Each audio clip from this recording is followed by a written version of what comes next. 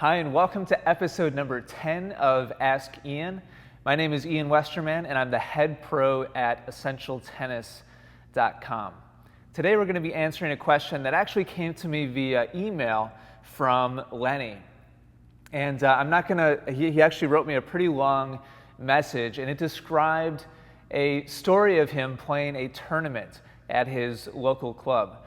And basically in the semifinals, he played this really strong opponent, and he played basically the match of his life. And he described to me about how everything was just going his way. It was a long match. If I remember correctly, he actually lost the first set. He fought back and ended up taking the match in 3 sets in very dramatic fashion. Everybody was congratulating him on the match. And then he had to go play the finals. And in the finals of this tournament, he played a different player who he said he's routinely beaten 0-0.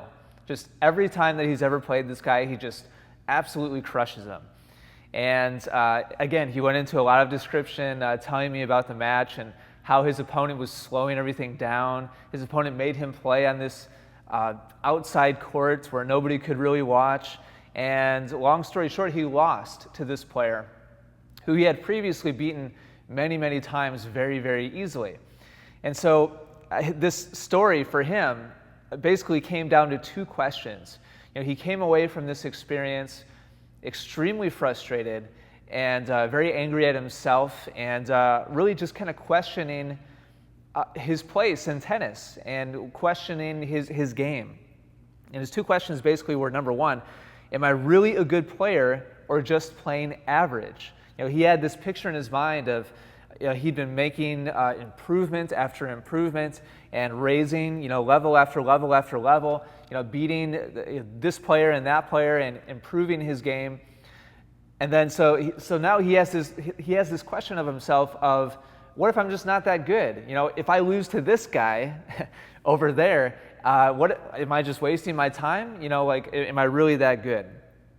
And let me answer these in order. I'm going to answer 2 questions from Lenny. That's the first one. Am I really that good? And my answer to that, Lenny, is basically, as long as you have this dream in your head, and I'm extrapolating here from Lenny's email, he told me about how he basically has this vision in his mind of working hard at his game, becoming the best player at the club, the person everybody looks up to, and everybody kind of views him as this good player. He wants to be classified as a good. He wants to be a good tennis player. And if he's just going to be average, he's going to be frustrated. Is basically what I'm taking away from this. And let me tell you, Lenny, as long as you have this dream, this picture in your head of you being carried around the club on everybody's shoulders while you're raising, the big trophy, and everybody's clapping and praising you and thinking that you're amazing. If that's the picture in your mind of success, and I'm talking just like subconsciously, I don't mean this to say that I think that you're conceited or full of yourself or anything like that. This is something that happens to all of us subconsciously, where we have this inner drive or desire for success and for recognition, and this is just human nature. I don't believe that this is something that you're purposefully seeking out, Lenny. So I don't want you to feel like I'm accusing you of that. But this is something that you need to address consciously, something that is happening in your subconscious, Lenny, and it's important for all tennis players. If you have that that vision in your mind of future success, and it looks like being the club champion and lifting the trophy up and everybody clapping and thinking that you're amazing. If that is your picture of success, and the only way that you're going to be satisfied is if that happens, then it's like a 1 in a million chance that you're ever going to be satisfied or happy with what you're doing on the court. My challenge to you is to instead learn to really love and appreciate the process that it requires to improve at tennis. And I'm talking about just hitting the ball. Just the feeling of just hitting the ball. Just love that and enjoy that every time you're out there on the court. Aiming for targets, practicing against the ball machine or with a pro or with another partner. Just love the process of getting a little bit better, just that little bit of improvement each time you go out and practice. Learn to enjoy the struggle of it, because there's always going to be challenges, there's always going to be struggles. Learn to love the fight of that match, that tough match. There will always be frustrations. You'll always have losses. Walking off the court where you're saying, what just happened? How did that happen? I thought I was better than that. And that little voice saying, I thought I was better than that, it all starts with that attitude of, I guess, having that ultimate picture of being the big champion, player. It's kind of a fallacy, honestly. All right, I don't want to keep talking. I need to move on. Second question. He said, this was the first defeat of the year against a lesser opponent. How did I lose? Okay, Lenny, not only, I'm going to read one of my notes here, not only is thinking of any opponent as being a lesser, not only is that disrespectful to the time and the hard work that they've put into their game, but it creates big expectations in your head that you can't possibly control anyway. And what I mean by that is just simply, we are not in total control of our wins and our losses. Some days we're just going to have an off day, and we can't control that. No matter how badly we want to play our best tennis every match, it won't happen.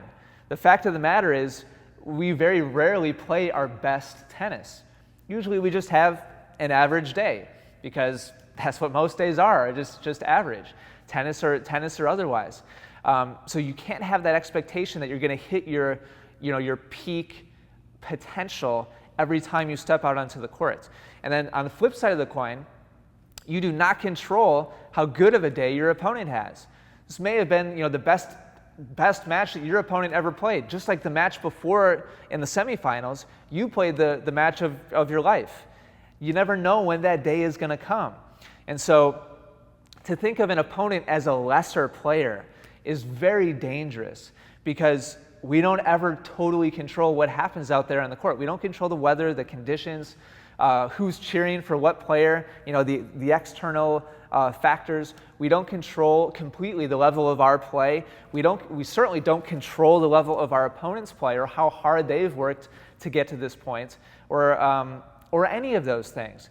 So to walk out there with an expectation of I'm going to beat this player again 0-0, and I'm going to be holding that trophy, is really dangerous, because when things go against us and it turns out we don't win, then it just crushes us.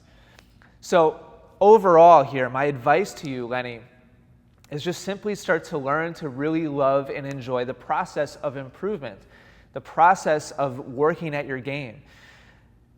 That way, you can continually enjoy what you're doing within tennis.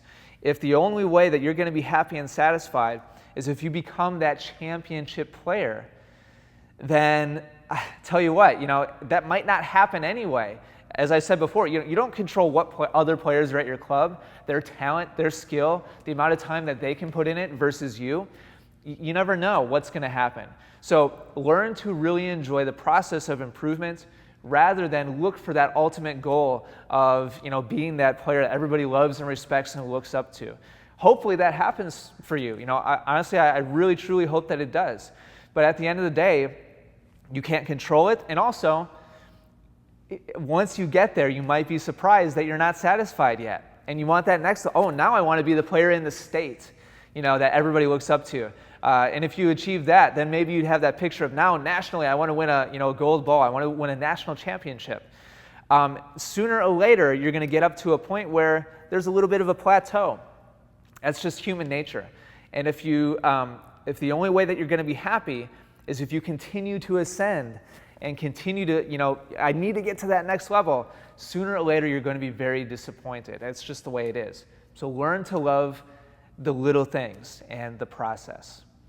All right, I went longer on that than I hoped, but Lenny, hopefully that's a big help to you. Hopefully what I said makes sense. It kind of helps you have a little bit different attitude about your tennis and about what it means to be happy about your tennis and just enjoy what you're doing out there on the court. If you're watching right now on YouTube and you've enjoyed this video, then do me a favor and click like. Also, leave any comments or questions that you might have down below. And if you'd like me to feature a question that you might have about your tennis game, leave that in the comments as well. And I'd love to feature it in a future episode of Ask Ian. Just in general, I'm really curious to see what your thoughts are about this topic. It's a complicated one. There's no simple answer or solution, but it's one that just really interests me a lot because it's something that we all deal with, the mental side of tennis and expectations and all of those kind of topics. So, till next time, thank you so much for watching. I really appreciate your time and your attention. Take care and good luck with your tennis.